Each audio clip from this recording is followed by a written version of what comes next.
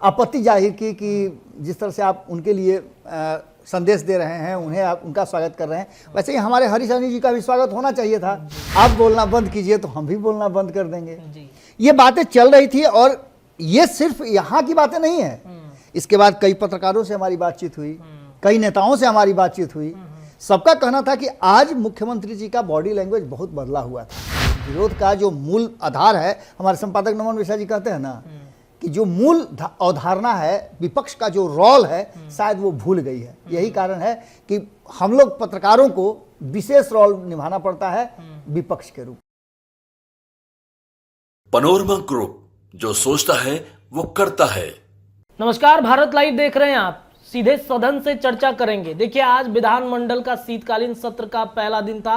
पहले दिन में लगातार हम आपको खबरों से रूबरू करा रहे हैं कि क्या क्या वहां पे जो घटनाक्रम हुआ है, चाहे अंदर विधानसभा की बात हो या फिर बाहर विधानसभा की बात हो। लेकिन इन सब चर्चाओं के बीच में एक चर्चा विधान परिषद की भी कर लेनी बेहद जरूरी है, क्योंकि विधान परिषद में भी जो चर्चाएं थी वो काफी ज्यादा हुई। शीतकालीन सत्र की शुरुआत आज से हुई है, 10 तारीख तक चलेगा। इन तमाम जो दिन है, यानी कि 6 तारीख से शुरू हुआ, 10 तारीख तक चलेगा। तमाम जो घटनाक्रम होगा लगातार इस कार्यक्रम के माध्यम से हम आप तक आते रहेंगे, बताते रहेंगे। देखिए, आज विधान परिषद की अगर बातचीत करें तो सत्र की शुरुआत होती है, लेकिन 12 बजे तक के लिए स्थगित कर दिया गया और उसके बाद कार्य मंत्रणा की बैठक होती है। बैठक के बाद लगातार जो वाद विवाद का कार्यक्रम था वहां पर वो भी किया गया, हंसी मजाक भी हुआ है, कई तरह के आरोप प्रत्यारोप भी लगे हैं। बाबा अंदर मौजूद थे, सीधे बाबा से जुड़ते हैं, पूछते हैं कि अंदर में चर्चाएं किन बातों की हुई हैं, क्या एक दूसरे पर आरोप प्रत्यारोप लगे, क्या कुछ हुआ है। बाबा के पास सीधे चलते हैं, जुड़ते हैं। बाबा, आज विधान परिषद का भी शीतकालीन सत्र का पहला दिन था। वहां पर जो विधान परिषद की तो खैर हम दिखा रहे हैं, लेकिन विधानसभा की दिखा रहे हैं, लेकिन विधान परिषद में क्या क्या हुआ है उसको जरा दर्शकों से जरा बताइए कि क्या क्या अंदर चला है। देखिए, कमोबेश विधानसभा और विधान परिषद में एक ही तरह की स्थितियां रही, लेकिन जहां तक विधान परिषद की बात है, उच्च सदन है और उच्च सदन में जब सभापति सदन की कार्रवाई शुरू की है तो उसके साथ तुरंत उन्होंने कार्य मंत्रणा की सूचना देते हुए सदन को 12 बजे तक के लिए स्थगित कर दिया और अपने चैम्बर में कार्य मंत्रणा की बैठक बुलाई। बैठक हुई। बैठक के बाद से ये तय किया गया कि आगे जो 5 दिन कार्रवाई चलने वाली है, यानी 4 दिनों जो शेष रह जाएंगे, उसमें क्या कुछ किया जाएगा। उन सारी चीज़ों पर बातचीत हुई और बातचीत के बाद मेरी बात कई लोगों से हुई जो कार्य मंत्रणा में बैठे हुए थे।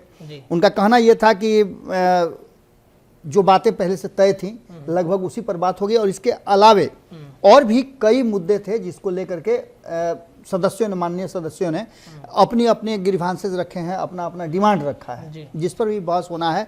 हम लगातार 2-3 दिन से बता रहे हैं कि किस तरह से सदन की कार्रवाई चलेगी और उसमें क्या क्या होना है। जब 12 बजे सदन की कार्रवाई शुरू हुई तो खुद मुख्यमंत्री नीतीश कुमार, उप मुख्यमंत्री तेजस्वी यादव और कई वरिष्ठ नेता सदन में मौजूद थे सत्ता पक्ष से, तो वहीं विपक्ष पूरी तरह से खचाखच भरा हुआ था। भारतीय जनता पार्टी के लगभग सभी सदस्य मौजूद थे। नया हरीश सहनी नेता प्रतिपक्ष बने थे, पहली बार उन्होंने सदन में आज प्रवेश किया एज ए नेता प्रतिपक्ष, क्योंकि इसके बाद तो सदन की कार्रवाई हुई नहीं थी। इस बात को लेकर के भी भारतीय जनता पार्टी के लोगों में एक अलग तरह का दिखाई दे रहा था। जहां पहले बैठते थे सम्राट चौधरी नेता प्रतिपक्ष के रूप में, वहां हरीश सहनी बैठे हुए थे और सम्राट चौधरी किनारे बैठे हुए थे। लेकिन इन सारी बातों में कुछ ऐसी बातें भी हुई जो हिस्सा तो नहीं है, लेकिन जरूरी है ये जानना कि किस तरह से माननीय सदस्यों में आपसी वार्तालाप होता है और किस तरह से हास्य परिहास भी होता है। हम सबसे पहले इसके माने अच्छे पहलुओं से बात करें कि मुख्यमंत्री सीधे मुखातिब हुए सम्राट चौधरी की तरफ, जो कि इस कुर्सी से उस कुर्सी पे बैठे हुए थे। अब इसके आप और भी कई बात माने निकाल सकते हैं, लेकिन सच्चाई यही है कि मुख्यमंत्री नीतीश कुमार ने सीधे सम्राट चौधरी को इशारा करते हुए कहा, अरे आप तो हम पर खूब बोलते हैं।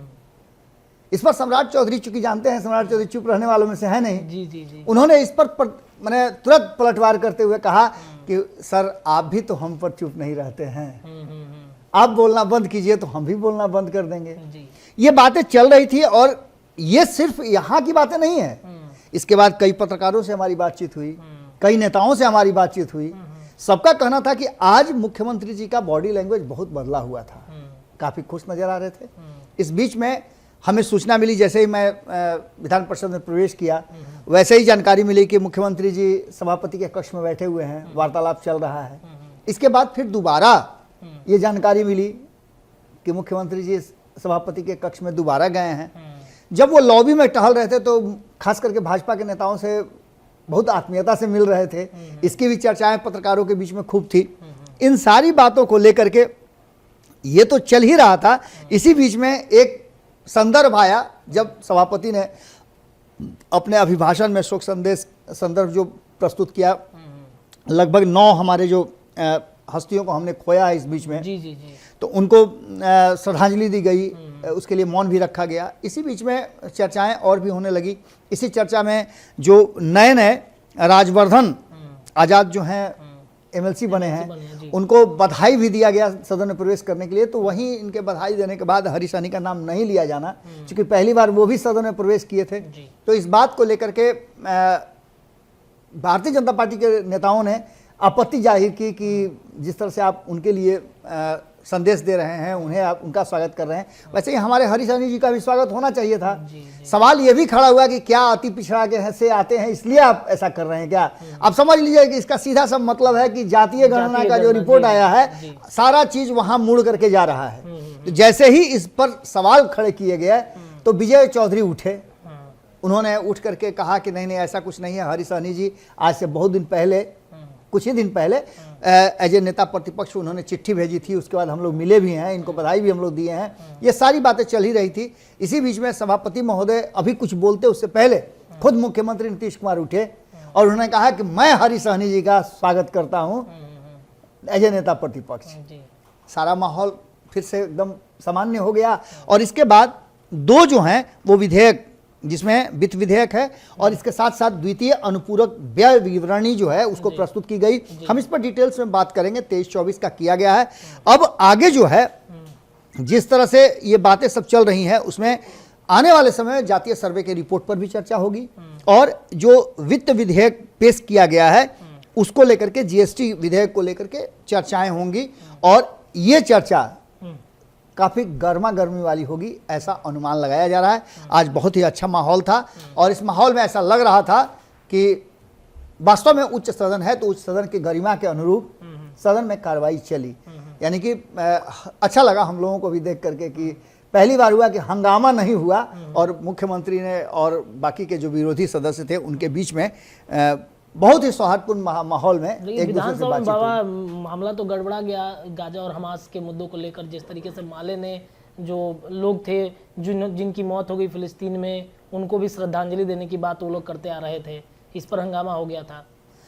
देखिए अलग अलग लोग हैं, अलग अलग मानसिकता है। आप समझ सकते हैं कि लेफ्ट भी हैं, राइट भी हैं और एक तरफ जहां हिंदुत्व के एजेंडा को लेकर के चल रहे हैं, वहीं जो कुछ भी आप देखिए पक्ष जो कुछ करेगा उसके ठीक उल्टा विपक्ष करता है। जो केंद्र का पक्ष करता है वो उल्टा उसका बाकी का केंद्र का विपक्ष करता है। बिहार में जो सरकार है आप देख रहे हैं, केंद्र में कोई और सरकार है, राज्य में कोई और सरकार है, दोनों की आइडियोलॉजी बिल्कुल अलग है। तो ये तो चलते रहेगा, ये ऐसा तो निश्चित रूप से चलेगा, क्योंकि आपको विरोध तो करना है ना।